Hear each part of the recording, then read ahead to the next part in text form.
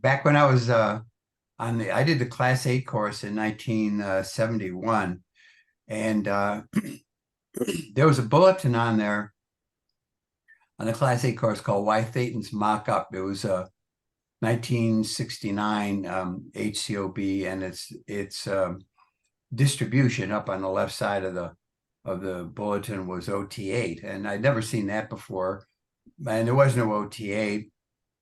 So anyway, I read it and I thought it was very interesting, and I stuck it away in my file of things. And so then when I went up the bridge, got to OT8 and went to the ship and did OT8. There was a bulletin called OT8, the final step. This is an LRH bulletin, and this is what we studied and what we audited on OT8. And in the instructions, it says the third step of OT8 is as follows, and it gives you what you do to audit yourself on OT8 on the ship. So I said, well, what are the first two steps of OT8? And people went, we don't know, It could be, maybe it's a CSing thing. So nobody knew what that was. But anyway, I had tremendous wins on the OT8 step that I did. It was just totally blown out. It was my biggest win ever. I was like more detached from the body after that session than I ever had been. So then that was 1988. Now, fast forward to 2007, when I parted ways with the organization, I connected up with Pierre, who had been a Class 12 at Flag. He was a #1 ELS auditor.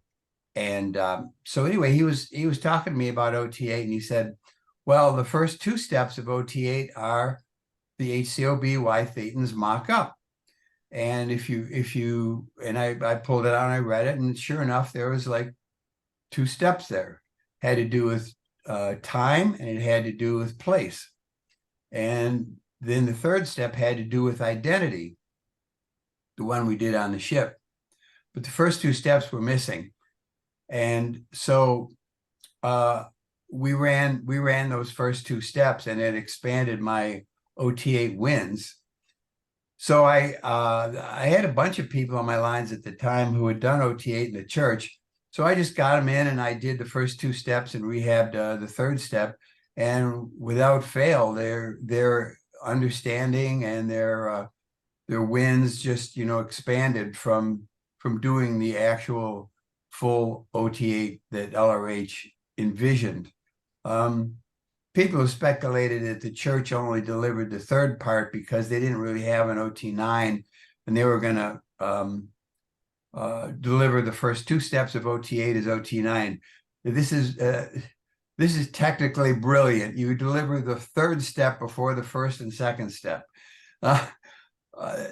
So anyway, I did great at OT8 on the ship, but a lot of people, they had big wins, they keyed out, and then 6 months later they were keyed in or had accidents or something. That was like, but that's the reason why, because the level was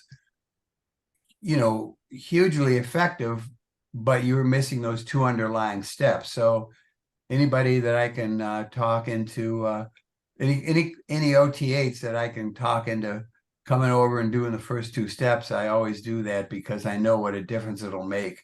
And I've also audited some people from scratch on OT8. I've got one of my guys from Taiwan right now, finished solo knots. He's on OT8 and having huge wins every session. His sessions are 2 minutes, like 3 minutes, one question, and 2 minutes of cognitions and a floating TA. And I mean, not everybody has that level of win, but everybody has big wins. And so it was something that I just thought was something that really is one of the big benefits of being in the independent field, is you're not subjected to the arbitrary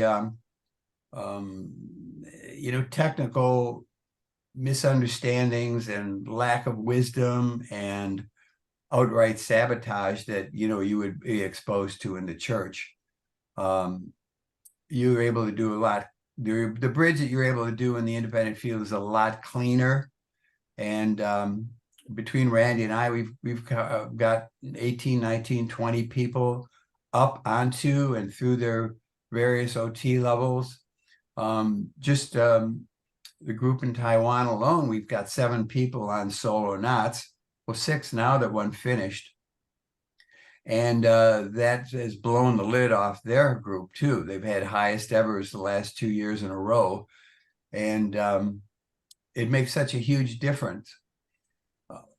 So anyway, that's the true story of OT VIII. And you'll find a lot of misinformation on the internet. Just the things that people just made up or forged or misunderstood, or anyway, what I just told you, that's the straight story. Very Thank good. you, Trey. Yeah. Thanks so much.